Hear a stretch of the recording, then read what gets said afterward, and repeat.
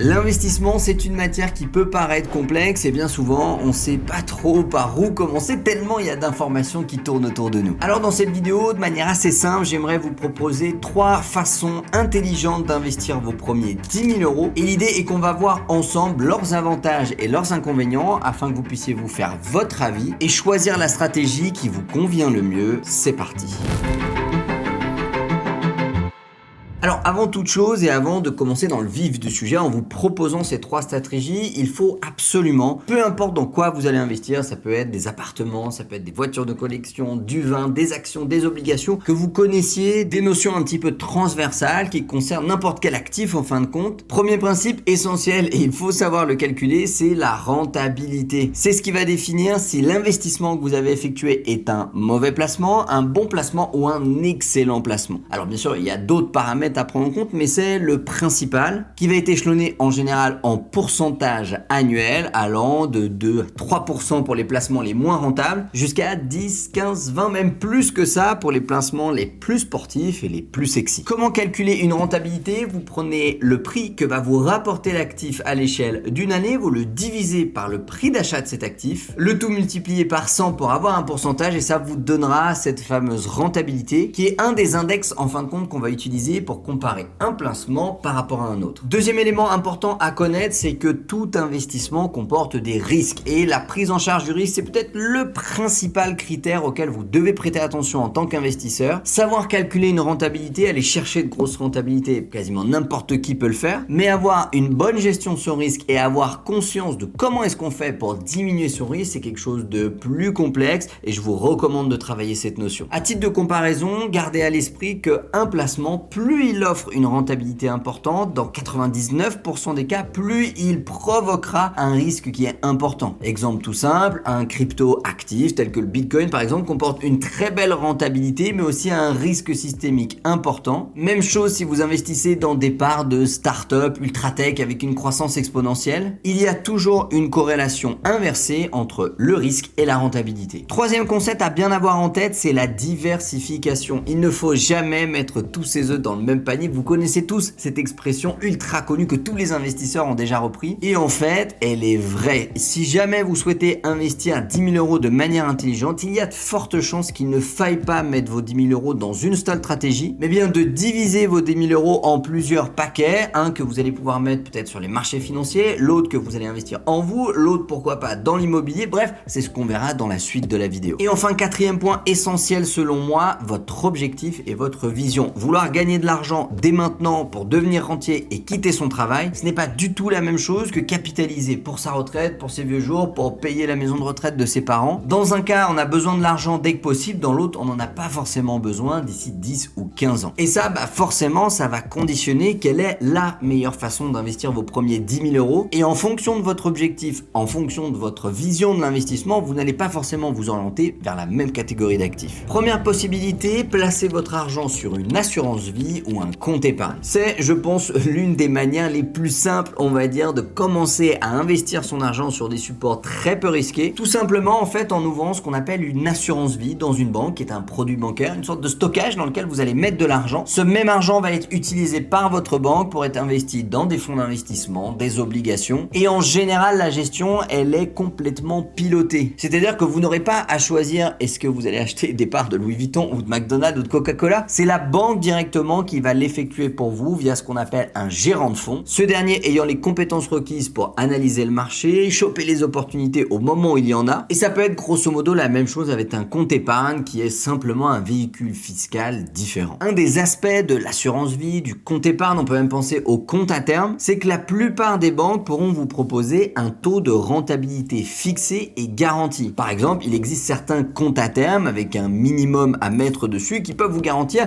4% de rentabilité sur l'année à venir. Ce qui veut dire que dans tous les cas, peu importe si ça monte ou si ça baisse, la banque vous garantira 4% de rentabilité sur le capital que vous avez investi et ce de manière sécurisée, ce qui peut permettre au début, quand on n'a pas de grandes connaissances, de se lancer dans cette sphère de l'investissement avec un parachute et une ceinture de sécurité. Pour accéder à ce genre de placement, 2 solutions s'offrent à vous. Vous pouvez tout à fait faire un virement de l'ensemble de l'enveloppe que vous souhaitez placer sur votre assurance vie ou votre compte épargne, mais vous pouvez également mettre en place ce qu'on appelle des versements versements réguliers. Vous allez mettre en place un virement automatique qui part de votre compte courant, votre compte perso, qui va jusqu'à votre assurance vie pour un montant de 200 ou 150 euros par mois. Et chaque début de mois, automatiquement, votre assurance vie va être alimentée, ce qui va permettre d'augmenter votre profil bancaire et surtout d'avoir la certitude que vous réalisez et que vous allez atteindre vos objectifs financiers puisque vous vous payez vous avant de payer les autres. Voyons maintenant les 3 avantages principaux de cette stratégie. Numéro 1, une passivité absolument totale. Quand on investit dans une assurance vie, un compte interne ou un compte épargne, on a la possibilité de faire 100% gérer tout ça par la banque et donc ça ne vous prendra pas la moindre seconde tous les mois, même si bien évidemment certaines banques pourront vous proposer ce qu'on appelle la gestion semi-passive où vous allez choisir certains actifs dans lesquels vous voulez investir avec des conseils, voire même une gestion complètement active, c'est-à-dire que c'est vous qui allez construire les différents titres, les obligations et les fonds dans lesquels vous allez investir avec votre assurance vie. Et je vous recommande, si vous êtes débutant, de commencer par une gestion déléguée ou semi-passive. Deuxième avantage, c'est la garantie de rentabilité qui est possible. Si vous décidez demain d'ouvrir un compte titre sur Interactive Broker par exemple, eh bien jamais de la vie Interactive Broker ne va vous garantir de faire du 4% par an sur l'année à venir. Pour ce qui est des organismes bancaires, ils peuvent vous garantir ce taux de rentabilité avec une belle sécurité, ce qui constitue selon moi un net avantage. Enfin, troisième avantage, vous pouvez choisir votre niveau de risque en fonction de votre profil. De manière assez conventionnelle, peu importe la banque ou la société d'investissement vers laquelle vous allez vous diriger, on évalue le profil d'un investisseur selon une échelle qui va de 1 à 7, 7 étant les profils les plus risqués, 1 étant les profils les moins risqués. On vous propose en général un questionnaire qui est tout simplement le questionnaire de l'AMF, l'Agence des marchés financiers français, et en fonction des réponses que vous allez produire lors de ce questionnaire, ça va vous donner votre profil de risque, un peu votre carte d'identité d'investisseur, et la banque l'utilisera pour ensuite vous orienter vers tel ou tel type d'enveloppe et de placement. Cette première possibilité comporte néanmoins quelques inconvénients, j'en ai listé 3. Numéro 1, une rentabilité limitée. Quand on investit de l'argent dans une assurance vie ou un compte épargne avec une gestion complètement déléguée, il ne faut pas que vous ayez comme objectif de faire 8, 10 ou encore moins 15% à l'année. Ce sera en général pas possible puisque ce genre d'enveloppe s'adresse plutôt à des profils bons pères de famille, et aller chercher de la performance à l'intérieur de celle-ci sort un petit peu du cadre même à quoi sert ce genre d'enveloppe. Deuxième inconvénient, pour accéder à certains comptes à terme ou à certains types de placements sur une assurance vie, il faut parfois un minimum de dépôt. Ce dernier peut varier de quelques milliers d'euros à quelques dizaines de milliers d'euros, et en fonction du dépôt que vous allez effectuer, vous n'aurez pas accès à la même qualité de service et à la même qualité de placement. Et enfin, troisième inconvénient, les frais. Dites-vous bien que si vous ouvrez une assurance vie dans une banque, que cette banque gère complètement votre argent pour vous,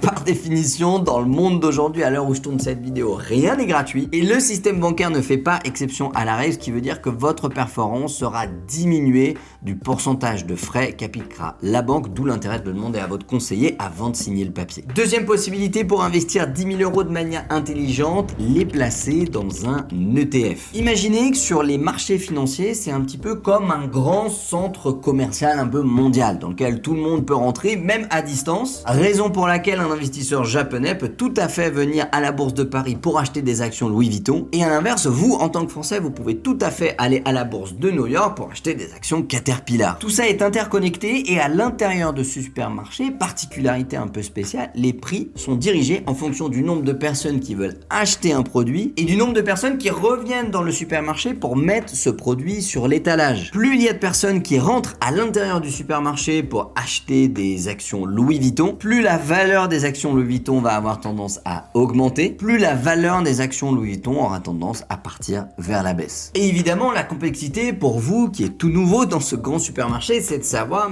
qu'est-ce qu'il faut acheter, est-ce que c'est une bonne ou une mauvaise affaire, qu'est-ce qui va monter, qu'est-ce qui ne va pas monter. Une des réponses à cette question, c'est d'acheter non pas une carotte ou une patate, mais un panier de légumes. Ce panier de légumes, qu'on appellera encore une fois un ETF, il va comporter à l'intérieur de lui plusieurs actifs qui peuvent être classés en fonction de leur forme, par exemple que des actions, en fonction de leur zone géographique, par exemple que des actions d'entreprises américaines, ou encore en fonction de leur secteur, par exemple un ETF qui est indexé sur le S&P 500, l'indice des 500 plus grandes entreprises aux États-Unis. Vous l'avez compris, il y a donc plein d'ETF possibles qui sont encore une fois ce panier de légumes que vous allez pouvoir acheter au complet, et acheter une part de ce panier reviendra à acheter en un seul clic un petit bout de tous les éléments qu'il y aura à l'intérieur. Par définition, définition, c'est un investissement qui va faire de vous un investisseur très diversifié, puisqu'en plaçant 1000 euros dans un ETF indexé sur le S&P 500, vous avez en fait investi 1000 euros qui sont divisés dans les 500 plus grandes entreprises aux États-Unis, ce qui peut comporter certains avantages. Avantage numéro 1, comme je viens de le dire, la diversification et la limitation du risque. Par définition, plus on est diversifié dans des secteurs différents, des marchés différents, plus on aura tendance à lisser son niveau de risque. Et c'est un des rôles de l'investisseur qui souhaite placer son argent de manière intelligente, c'est de savoir exactement comment réduire son risque. Et pour le coup, la stratégie des ETF est quelque chose qui permet de le faire. Avantage numéro 2, un ETF va vous permettre de vous exposer à un marché au complet. Si par exemple, vous ne souhaitez pas forcément investir uniquement sur Louis Vuitton, mais que c'est bien le marché du luxe qui vous paraît être une belle opportunité en ce moment, vous aurez la possibilité d'investir dans un ETF qui lui-même contient l'ensemble des entreprises françaises qui sont exposées au marché du luxe. Et cela vous évitera d'acheter part après part chacune des actions des entreprises françaises qui sont exposées au marché du luxe, mais de vous exposer directement et facilement à un secteur géographique donné ou à un marché donné. Troisième avantage, c'est la diversité. Des ETF, il en existe des centaines, il y a énormément de possibilités. Certains sont plutôt sur un marché action, d'autres sur un marché obligation, d'autres indexés sur un indice. Certains versent des dividendes, d'autres n'en versent pas. Certains le font de manière mensuelle, d'autres le font de manière annuelle. Bref, il y a plein de possibilités. Je vous invite à creuser cette question si ce genre de stratégie vous intéresse. Maintenant, voyons les 3 inconvénients de cette stratégie axée sur les ETF. Inconvénient numéro 1, selon moi, ce sont les frais. De la même manière que quand vous souhaitez placer de l'argent en gestion pilotée dans une banque, la banque va gérer l'argent pour vous. Ici, c'est bien l'ETF qui va gérer directement votre répartition d'actifs pour vous. Et c'est pour ça que les ETF, pas tous, mais une grande partie, comportent malgré tout des frais qui sont importants, qui peuvent aller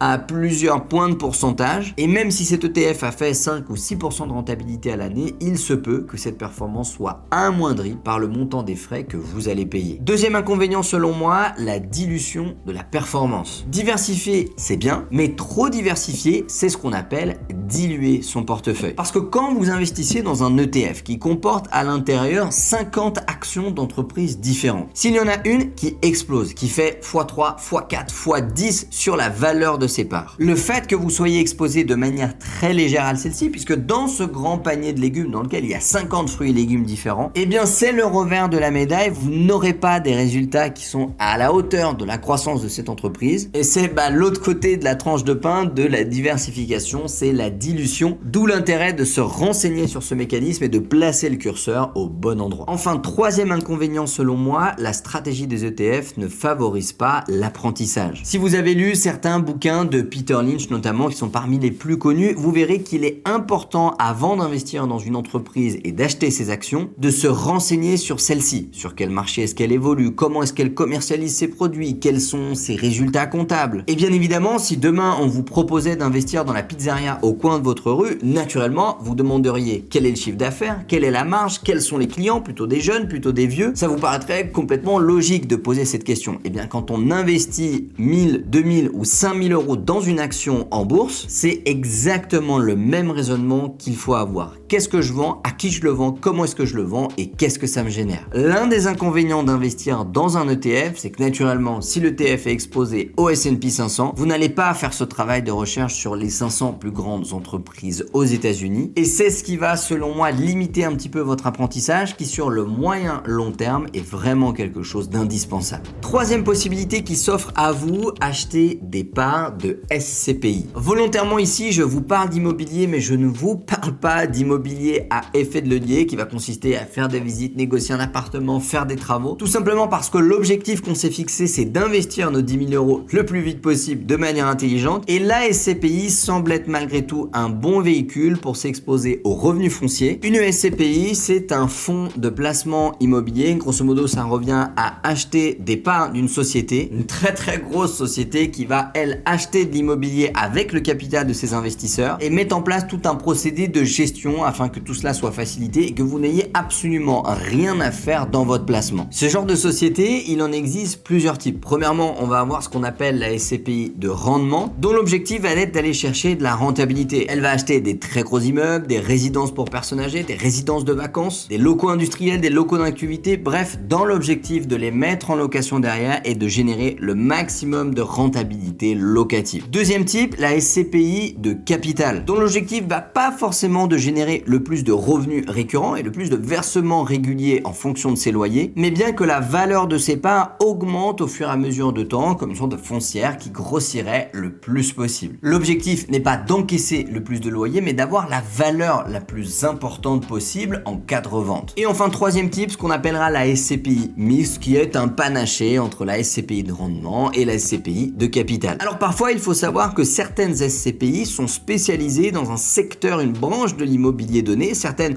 ne font que de la résidence-service, résidence étudiante, résidence senior, résidence vacances, etc., etc. D'autres font uniquement du local industriel, de l'entrepôt, du local d'activité, des bureaux. D'autres sont spécialisés dans les terrains, d'autres sont spécialisés dans l'immobilier de santé, maisons de santé, hôpitaux, cliniques, etc. Bref, vous avez l'embarras du choix afin de vous renseigner un petit peu sur ces différentes SCPI. Si le sujet vous intéresse, je vous invite à aller sur le site La Centrale des SCPI, qui est une sorte de base de données qui répertorie quasi l'ensemble des SCPI auxquelles vous pouvez vous exposer en tant que francophone et qui propose à chaque fois une description de leur activité, la manière dont elles sont gérées, la rentabilité qu'elles ont permis à leurs investisseurs sur les années précédentes et également le ticket minimum d'entrée qui va varier en fonction des SCPI. Bref, c'est vraiment une super plateforme et je vous invite à aller creuser le sujet sur celle-ci. Trois avantages principaux de la SCPI. Premier avantage, c'est qu'il s'agit d'immobilier sans gestion. Quand vous allez toucher de l'argent qui émane d'une SCPI, ça rentre bien dans la catégorie des revenus fonciers et donc des revenus immobiliers, sauf que vous n'aurez pas à gérer un locataire, à gérer des travaux, à gérer un permis de construire. L'architecture même de la SCPI fera tout ce travail pour vous, mais vous permettra malgré tout de vous exposer à la pierre, raison pour laquelle on appelle ça en général de la pierre-papier. Deuxième avantage, vous pouvez gagner de l'argent à la fois avec le rendement des titres que vous allez posséder, mais aussi en cas de revente et en générant une plus-value sur vos parts à la sortie. Et enfin, troisième avantage, une exposition qui est variée. Acheter des parts d'une SCPI, c'est pas uniquement acheter des parts de la Part-Dieu, un des plus grands centres commerciaux de Lyon, mais c'est acheter des parts d'un centre commercial à Lyon, à Paris, à Roubaix, à Lille, à Cannes, etc.,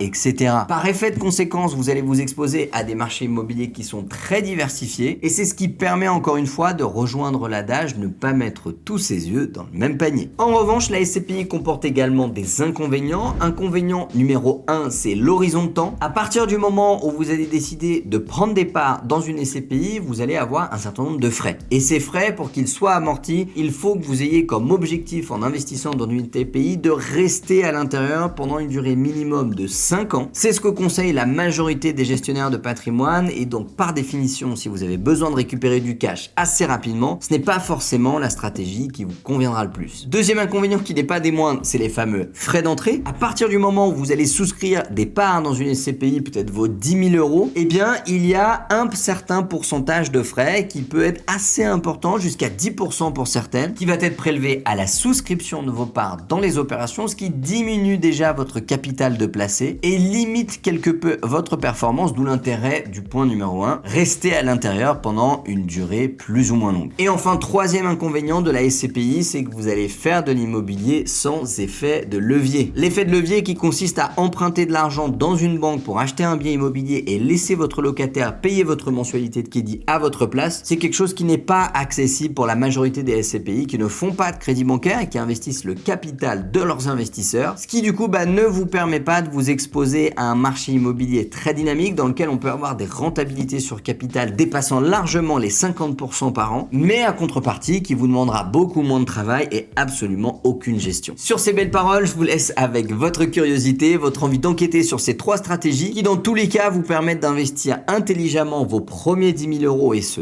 dès maintenant. N'hésitez pas à poser des questions dans les commentaires si vous en avez. Je vous dis à bientôt, c'était Tim, ciao.